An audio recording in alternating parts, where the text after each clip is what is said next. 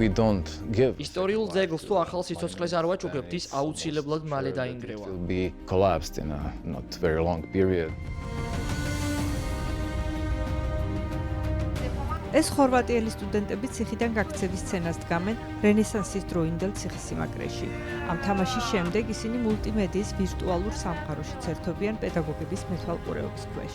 აქ მოსვლის შემდეგ ბავშვები ადვილად ადარებენ ერთმანეთს შუა საუკუნეების წარსულსა და აწმყოს. ხედავენ თუ რა რთული იყო ცხოვრება ძველად. მათ საშუალება აქვთ საკუთარი თვალით ნახონ, როგორი იყო ციხესიმაგრე და სოფლის ცენტრი ადრე.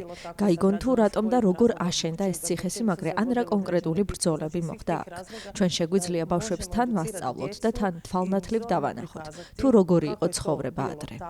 ხორვატიის ისტრიის რეგიონში მდებარე მოროსინი გრიმანის ციხესიმაგრეს კიდევ ბევრი გასართობის შეთავაზება შეუძლია ბავშვებისთვის. ეს ციხესიმაგრე იმ ევროპულ პროექტშია ჩართული, რომელიც მიზნად ისახავს მოცემულ რეგიონში ორი ისტორიული ციხესიმაგრის აღდგენას, რათა მათი საშუალებით ადამიანმა წარსულის დანახვაც შეძლოს და თან სამუშაო ადგილები გაჩნდეს. საბოლოოდ აღდგენილი და განახლებული ციხესიმაგრეში ტურისტული სეზონის დროს 12 ადამიანია დასაქმებული. აქ შესაძლებელია როგორც გასტრონომიული ღონისძიების ჩატარება თუ თანამშრომელთა შეკრება, კონცერტის გამართვა თუ შუა საუკუნეების ტრადიციის მიხედვით საღამოს მოწყობა. ეს ციხე აქ ჩვენამდე იდგა და ისე უნდა მოვახერხოთ, რომ ჩვენ შემდეგაც დარჩეს. სწორედ ამას ვუხსნით აქ მოსულ ყველა სტუმარს. ვთხოვთ, რომ მოვიდნენ, გაერთონ, კარგი დრო გაატარონ, მაგრამ ამავე დროს პატივისცენ თითოეულ ქვას. როდესაც აქ რაღაც ღონისძიების ჩატარებას ვაპირებთ ჯგუფებისთვის, ყოველთვის განსაკუთრებულ ყურადღებას ვაქცევთ მის ეკოლოგიურ მხარეს. ამ პროექტის საერთო ღირებულება თითქმის 3 მილიონი ევროა. ამ თანხის 85% ევროპის რეგიონული განვითარების პოლიტიკის ფარგლებში დააფინანსეს. ორ